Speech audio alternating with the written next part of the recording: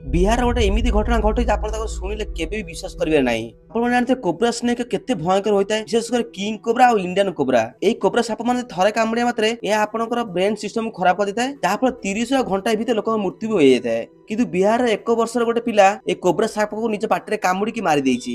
ଏଇ ଘଟଣା ହଉଛି ବିହାର ବେଟିହା ଗ୍ରାମର, ଯୋଉଠି 1 ବର୍ଷର ପିଲା ତା ଘରେ ଖେଳୁଥିଲା। ସେହି ସମୟରେ ଗୋଟେ କୋବ୍ରା ସାପ ସେ ଘର ଭିତରୁ ପଶି ଯାଇଥିଲା ଏବଂ ସେ ପିଲାଟି ସେ କୋବ୍ରା ସାପକୁ ଦେଖିଥିଲା। ଆଉ ପିଲାମାନେ ତ କିଛି ଜାଣିନାହାନ୍ତି ସାପ କଣ କରିପାରେ। ସେ କଣ କରେ, ସେ ସାଙ୍ଗେ ସାଙ୍ଗେ ସେ ସାପକୁ ଖେଳନା ଭାବି ତାକୁ ଧରିକି କାମୁଡି ପକେଇଥିଲା ଏବଂ ତାକୁ ଏତେ ଥର କାମୁଡିଥିଲା କି ସେ ସାପର ସଙ୍ଗେ ସଙ୍ଗେ ସେଠି ଡେଥ୍ ହୋଇଯାଇଥିଲା ଏବଂ ଏହାର କିଛି ସମୟ ପରେ ସେ ପିଲାର ଚେତା ବି ପଳେଇ ଯାଇଥିଲା। ଏବଂ ଏଇ ପିଲାଟାର ନାମ ହଉଛି ଗୋବିନ୍ଦା। ଏହାପରେ ତାର ମା କଣ କଥା ସଙ୍ଗେ ସଙ୍ଗେ ଡାକ୍ତରଖାନା ନେଇଥିଲା, ତାପରେ ଡାକ୍ତରଖାନାରେ ଏଇ ଗୋବିନ୍ଦାର ସେନ୍ସ ବି ପଳେଇ ଆସିଥିଲା।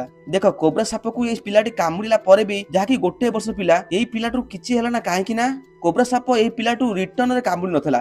କୋବ୍ରା ସାପ ଯେପର୍ଯ୍ୟନ୍ତ ଆପଣଙ୍କୁ ନ କାମୁଡିଛି ତାହେଲେ ଆପଣଙ୍କୁ କିଛି ହେବ ନାହିଁ, କାହିଁକି ନା ତାଙ୍କର ବିଷ ଯେପର୍ଯ୍ୟନ୍ତ ବ୍ଲଡ ଭେନ୍ ନ ଯାଇଛି ତାହେଲେ ସେ ବ୍ୟକ୍ତି ବା ପିଲାର କିଛି ହେବ ନାହିଁ। ଆଉ ସେଇଭଳି ଏଇ ପିଲାଟି ସେ ସାପ କାମୁଡିଥିଲା କିନ୍ତୁ ସାପ ଆକୁ କାମୁଡୁଥିଲା, ସେଥିପାଇଁ ପିଲାଟାର ଖାଲି ସେନ୍ସ ହିଁ ଯାଇଥିଲା।